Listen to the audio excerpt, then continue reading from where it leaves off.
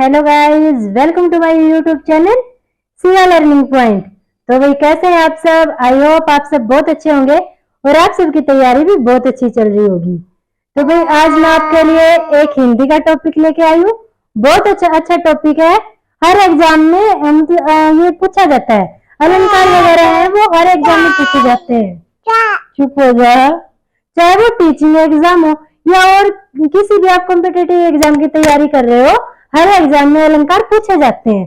ठीक है। और बच्चे अलंकारों में इसलिए कंफ्यूज हो जाते हैं कि इजीली याद ही नहीं होते हैं।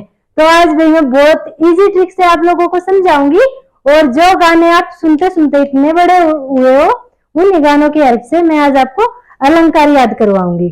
ठीक है भाई, तो आइए वीडियो को स्टार्ट करते हैं। तो सबसे पहले भाई अलंकार, आपको ये पता होना चाहिए कि अलंकार होता क्या है।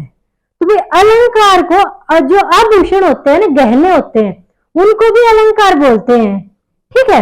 गहनों का दूसरा नाम अलंकार होता है। तो गहनों का क्या काम होता है भाई? वो नारी की शोभा बढ़ाते हैं ना। अब कोई लड़की है, उसने भाई कान में झुमके डाल लिए, नाक में नथ डाल ली, हाथों में कंगन डाल लिए, तो क्या उसने गहने पहन लिए, वो उसकी सुंदरता और बढ़ गई। ठीक है। तो वही काम अलंकार का होता है। अलंकार का क्या काम होता है? जो शब्द काव्य की शोभा बढ़ाते हैं। ठीक है। जो कवि लोग काव्य रचना करते हैं उसकी जो शोभा बढ़ाते हैं वो क्या होते हैं? अलंकार। क्या होते हैं वो? अलंकार।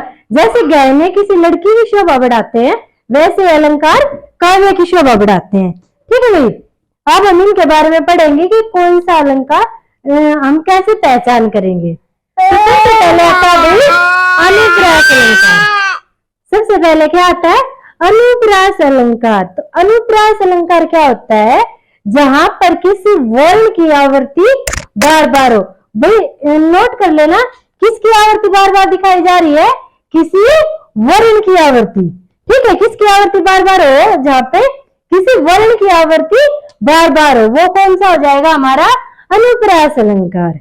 अब जैसे कि एग्जाम्पल देखेंगे, चींटी चमके, सॉरी भाई, चंदा चमके चम चम, चमके चौकन्ना चोर, चींटी खाए चीनी, चटोरी चीनी खोर। आपने सुना होगा भाई ये सॉन्ग। इसमें देखो भाई, जो च वर्ण है, जो च वर्ण है उसकी आवृत्ति कितनी बार हो रही है? चंदा चमके चमचम, चीखे चौकन्ना चोर, च की आवृत्ति हो रही है ना बार बार। चींटी खाए चीनी, चटोरी चीनी खोर, च वर्ण है जो, उसकी आवृत्ति बार बार हो रही है। तो जहां पर किसी वर्ण की आवृत्ति बार बार होती है वो क्या होता है? हमारा अनुप्रास अलंकार। ठीक है भाई। आई होप सबको समझ में आया होगा। उसके बाद भाई नेक्स्ट भी चलते हैं, यमक अलंकार। तो यमक अलंकार क्या होता है? जहां किसी शब्द का बार बार प्रयोग हो। यहाँ पे भाई वर्ण की आवृत्ति बार बार हो रही थी, और यहाँ पे जहाँ पे किसी शब्द का प्रयोग बार बार हो। ठीक है। शब्द का बार बार प्रयोग हो रहा है और हर बार उसका अर्थ है वो अलग निकले। ठीक है। मतलब किसी शब्द की आवृत्ति तो बार बार हो, परंतु हर बार उसका अर्थ अगर अलग अलग निकलता है तो वो हो जाएगा हमारा यमक अलंकार। कैसे भाई? देखो, गाना सुना है ना, सजना है मुझे सजना के लिए। तो देखो भाई, सजना है मुझे, जो अभिनेत्री है वो क्या कह रही है? सजना है मुझे। तो सजना का क्या मतलब है? मतलब उसको अपना श्रृंगार करना है। ठीक है। वो ना दो क्या है, उसको अपना श्रृंगार करना है। पहले सजना का ये मतलब होगा सजना है मुझे, फिर सजना के लिए जो दूसरा सजना आया है उसका क्या मतलब होगा? वो उसके हस्बैंड लगा लो, प्रियतम लगा लो, कुछ भी लगा लो। ठीक है। उसके लिए। तो भी यही बात समझ लो, सजना है मुझे सजना के लिए। तो सजना शब्द एक है, परंतु क्या है भाई? उसके बाद आता है भाई श्लेष अलंकार। उसके बाद क्या आता है? श्लेष अलंकार। श्लेष अलंकार में क्या है? जहां शब्द का प्रयोग तो एक बार होता है, जहां पे शब्द का प्रयोग तो एक बार होता है, परंतु उसके जो अर्थ है वो अनेक निकलते हैं। ठीक है। शब्द का प्रयोग तो एक बार हुआ है, परंतु उसके अर्थ अनेक निकलते हैं। ठीक है।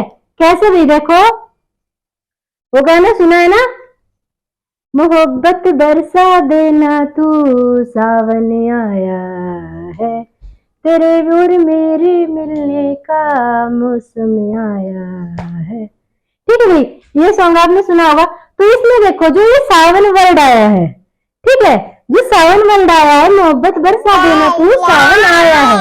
तो इस सावन में एक तो और किसका क्या निकलता है कि सावन का महीना आया है। ठीक है भाई, जो अभिनेता है वो अभिनेत्री को क्या कह रहा है कि भी बरसात का मौसम आया है, मतलब कि महीना आया है बरसात का, सावन का महीना आया है।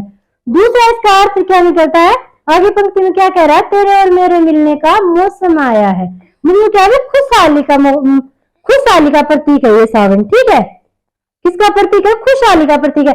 सावन वर्ड है क्या, इसके अर्थ अनेक निकल रहे हैं भाई, मौसम हो गया, महीना हो गया, खुशहाली का प्रतीक हो गया। ठीक है भाई, बात आई समझ में। तो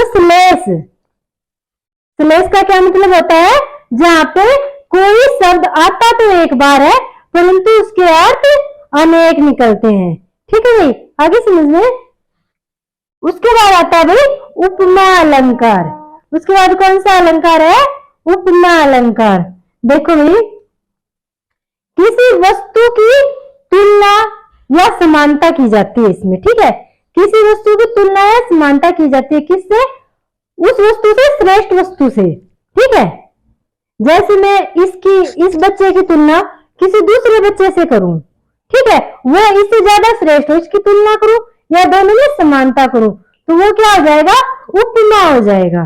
ठीक है, वो क्या हो जाएगा, उपमा अलंकार हो जाएगा।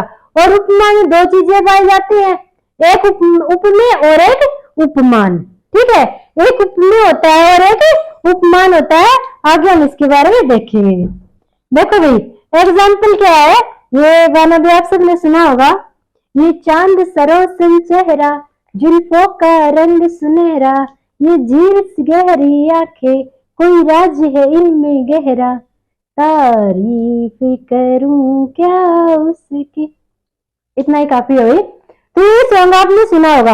इसमें देखो भाई, अभिनेता है जो, वो अभिनेत्री की, जो अभिनेत्री का जो चेहरा है उसकी तुलना किससे कर रहा है, ये चांद सरोसन चेहरा।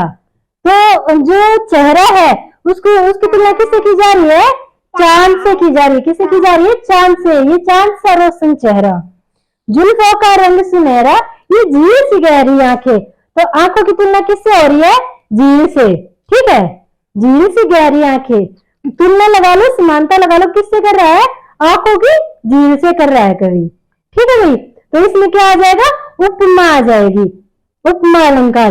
इसमें देखो भाई, चांद सरोसन चेहरा, जो ये चेहरा है ये क्या है, हमारा उपमान है, सॉरी चेहरा है वो क्या है, उपमेय है। चेहरा क्या है, उपमेय है। और जो चांद है वो क्या है, हमारा उपमान है। जो चांद है वो क्या है, हमारा उपमान है। ठीक है, तो उपमा में उपमेय और उपमान दोनों पाए जाते हैं, जहां पे वो क्या हो जाएगा, हमारा उपमा अलंकार। एग्जाम्पल कौन सा होगा, ये चांद सरोसन चेहरा, जुल्फों का रंग सुनहरा, ये झील सी गहरी आंखें, कोई राज है इनमें गहरा। ठीक है, तो चेहरे की तुलना किससे की, चांद से। आंखों की तुलना किससे की, झील से। तो यहाँ पे क्या हो गया, उपमा अलंकार हो गया। उसके बाद आता है भाई रूपक अलंकार। उसके बाद क्या आता है हमारा, रूपक अलंकार। अब हम रूपक के बारे में पढ़ेंगे। इस सब में बाद में हम डिफरेंस भी देखेंगे, बच्चे कंफ्यूज हो जाते हैं, तो मैं बाद में आपको डिफरेंस भी बताऊंगी। तो रूपक क्या है, जहां उपमेय पर उपमान का आरोप होता है। ठीक है, उपमेय पर उपमान का आरोप होता है। उपमान में क्या था, उपमेय पर उपमान की संभावना थी। ठीक है, और इसमें क्या है, रूपक में क्या है, जहां उपमेय पर उपमान का आरोप होता है। एग्जाम्पल देखो, मैया मैं तो चंद्र खिलौना ले हूं, मैया मैं तो चंद्र खिलौना ले हूं। अब जैसे ये मेरा बेटा है, ये मेरे से क्या मांग रहा है कि मैया मुझे तो वो चांद खिलौना चाहिए। ठीक है, तो उपमेय क्या है, हमारा खिलौना है, और उपमान क्या है, चांद। ये मतलब उपमेय का उपमान पे आरोप कर रहा है कि मुझे चांद जैसा खिलौना चाहिए, मुझे चांद खिलौना चाहिए। ठीक है, तो ये हो जाएगा हमारा रूपक अलंकार। उसके बाद आता है मानवीकरण अलंकार। मानवीकरण, मानव, मानव क्या होता है भाई? इंसान होता है ना। मानव कौन होता है? इंसान होता है। तो वही इसकी डेफिनेशन है, जहां पे जड़ प्रकृति को, जड़ प्रकृति कोई भी वस्तु लगा लो, ठीक है, ये मेज लगा लो, ब्लैक बोर्ड लगा लो, या कोई पेड़ लगा लो, झरना लगा लो, बादल लगा लो, मैप लगा लो, कुछ भी लगा लो, ठीक है, वो जड़ प्रकृति, निर्जीव वस्तु। तो जहां पर जड़ प्रकृति को मानव की तरह प्रस्तुत किया जाए, ठीक है, मतलब कि उसमें भावनाएं दिखाई जाए, तो वो क्या हो जाएगा? मानवीकरण अलंकार। एग्जाम्पल देखो भाई, मेघ आए बड़ बन ठन के, मेघ आए बड़े बन ठन के सवर के। अब भाई बन ठन के, बादल बन के, ठन के, सवर के कैसे चलेंगे? बादल ने क्या झुमके पहने हैं, या बादल ने फेयर एंड लवली क्रीम लगाई है? नहीं लगा सकते ना, निर्जीव है वो तो फेयर एंड लवली क्रीम कौन लगाता है? लड़कियां लगाती हैं। लड़कियां कौन होती हैं? मानव होती हैं। तो जो बादल है उसको किसकी तरह प्रस्तुत किया है? किसी लड़की की तरह, बन ठन के सवर के, फेयर एंड लवली लगा के आया है बादल, ठीक है। तो क्या है, किसी निर्जीव चीज को जब हम मानव की तरह भावनाएं दर्शाते हैं, उसमें मानव की तरह प्रस्तुत करते हैं, तो वो हमारा क्या होता है? मानवीकरण अलंकार। क्या होता है हमारा? मानवीकरण अलंकार हो जाता है। उसके बाद आता है अतिशयोक्ति। अतिशयोक्ति, अतिशयोक्ति का मतलब क्या होता है? अधिक बढ़ा चढ़ा के, ठीक है, जहां पे जरूरत से ज्यादा हो जाए, अधिक हो जाए, वो हो जाएगी अतिशयोक्ति।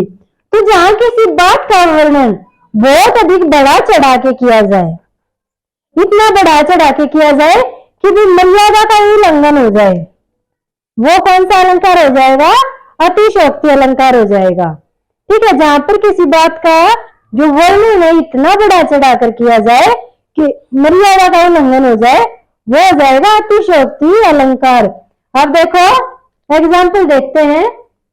आपने गाना सुना होगा, सुनो न संगे मर मर कि ये मीनारे कुछ भी नहीं है आगे तुम्हारे, सुनो न संगे मर मर कि ये मीनारे। ठीक है, ये सॉन्ग आपने सुना। इसमें जो अभिनेता है वो अभिनेत्री की तारीफ कर रहा है, और इतनी बढ़ा चढ़ा के तारीफ कर रहा है कि वो जो संगमरमर पत्थर है उसकी बनी मीनार कितनी खूबसूरत होती है। ताजमहल है, संगमरमर का बना हुआ है ना, कितना खूबसूरत है। तो अभिनेता वो अभिनेत्री की इतनी तारीफ कर रहा है, इतनी बढ़ा चढ़ा के बता रहा है कि भाई जो संगमरमर से बनी हुई मीनारें हैं वो भी तुम्हारे सामने कुछ भी नहीं है, ठीक है, ऐसा बोल रहा है।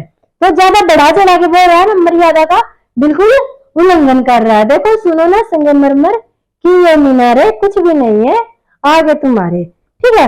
मतलब कि जो लड़का है उसकी जो वाइफ लगा लो, प्रेमिका लगा लो, वो इतनी खूबसूरत है कि उसके सामने ताजमहल भी कुछ भी नहीं है। तो बहुत ज्यादा बढ़ा चढ़ा के उसकी तारीफ की गई है, ठीक है। तो ये यहाँ पे कौन सा अलंकार है? अतिशयोक्ति अलंकार। उसके बाद लास्ट वाला हमारा बचता है पुनरुक्ति अलंकार, ठीक है। कौन सा बचता है? पुनरुक्ति अलंकार। इसको पुनरुक्ति प्रकाश अलंकार भी कहते हैं। तो भाई इसकी डेफिनेशन देखो, जहां एक शब्द का प्रयोग, जहां पे एक शब्द का प्रयोग एक से अधिक बार हो परंतु उसका अर्थ समान रहे, परंतु उसका अर्थ समान है। पुनः देख, पुनरुक्ति, रुक्ति से आप आवर्ती लगा लो। आवर्ती में एक जो वर्ण बार बार आ रहा है, पुनः का मतलब भी बार बार होता है, मतलब कि जो शब्द है वो बार बार तो आ रहा है परंतु उसका अर्थ एक ही हो रहा है, ठीक है। जैसे एग्जाम्पल देखते हैं, कजरा रे तेरे कारे नैना, ठीक है। आपने ये सॉन्ग सुना है ना, किसका है? अमिताभ बच्चन का, अभिषेक बच्चन, ऐश्वर्या राय, उनका है ना, कजरा रे तेरे कारे नैना। इसमें देखो नहीं, जो कजरा रे है और जो कारे है, कारे मतलब काले काले, ये मतलब आरती बार बार हो रही है परंतु क्या है, इनका जो अर्थ है वो एक ही निकलता है। अर्थ क्या है? एक ही निकलता है। तो ये हो जाएगा हमारा पुनरुक्ति प्रकाश अलंकार। भाई आज के लिए इतना ही। मेरा बेटा रोने लग गया। आई होप आप सबको वीडियो पसंद आई होगी। वीडियो को लाइक और शेयर कर देना भाई और चैनल को सब्सक्राइब कर देना। Thank you.